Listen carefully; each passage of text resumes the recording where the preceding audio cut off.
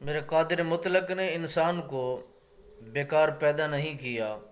جانوروں کی طرح بھی پیدا نہیں کیا، اشرف المخلوقات میں اس کا شمار ہے،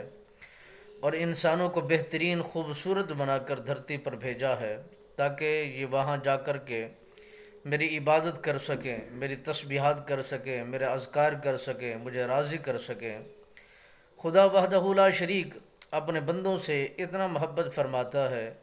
کہ ان کی تمام تر دعاؤں کو شرف قبولیت عطا فرماتا ہے۔ جب بندہ مومن اللہ کی بارگاہ میں گڑ گڑاتا ہے اور خدا کی بارگاہ کے اندر عرض و گزار کرتا ہے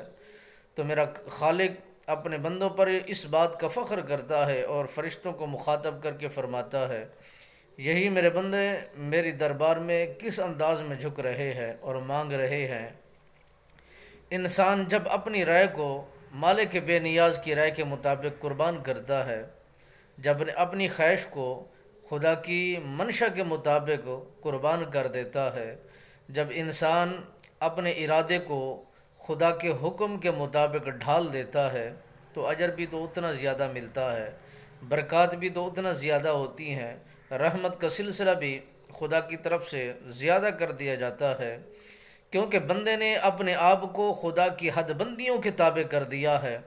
اور بندہ مومن جب خدا کے حضور جھک اور بک جاتا ہے، مٹی میں مٹی ہو جاتا ہے، پھر اسی کا مل لگتا ہے۔ جس طرح کہ جب گندم دانہ مٹی کے اندر ڈالا جاتا ہے، پھر ہل چلایا جاتا ہے، ہل چلنے کے بعد وہ ذرے اور وہ دانے مٹی میں مل جاتے ہیں، پھر اسی کی قدر ہوتی ہے، اسی کی اہمیت ہوتی ہے، اسی کو عزت ملتی ہے، اور پھر ایک کے ساتھ کئی جڑ جاتے ہیں، گروہ بہترین ہو جاتا ہے اور اس میں برکت بھی زیادہ ہو جاتی ہے۔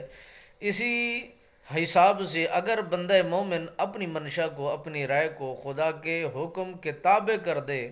تو مالک بے نیاز پھر دنیا آخرت کی کامیابیاں عطا فرما دیتا ہے۔ یہ دنیا، یہ سرمایہ ہے، یہ دنیا اس انداز میں سرمایہ اور خواہشات کا نام ہے، جب اس کا نفع ملتا ہے تو وہ دوزخ کا ہوتا ہے، اور جو دنیا کی خواہشات کو پورا کرنے کے لیے انسان کوشش کرتا ہے، جد و جہد کرتا ہے، پھر اس کا ٹھکانہ دوزخ ہو یا کرتا ہے۔ جو انسان دنیا کو ترک کر کے آخرت کے منافع بخش تجارت کرتا ہے، پھر اس کا ٹھکانہ جنت ہے، اس کے لیے جنت کا اعلان کر دیا جاتا ہے۔ وہ محض اللہ کی رضا کے لیے کرتا ہے، اللہ کو راضی کرنے کے لیے خیر کرتا ہے، اللہ کو اپنے جو اس کے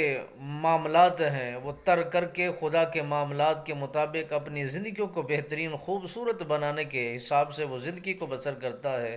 تو اسی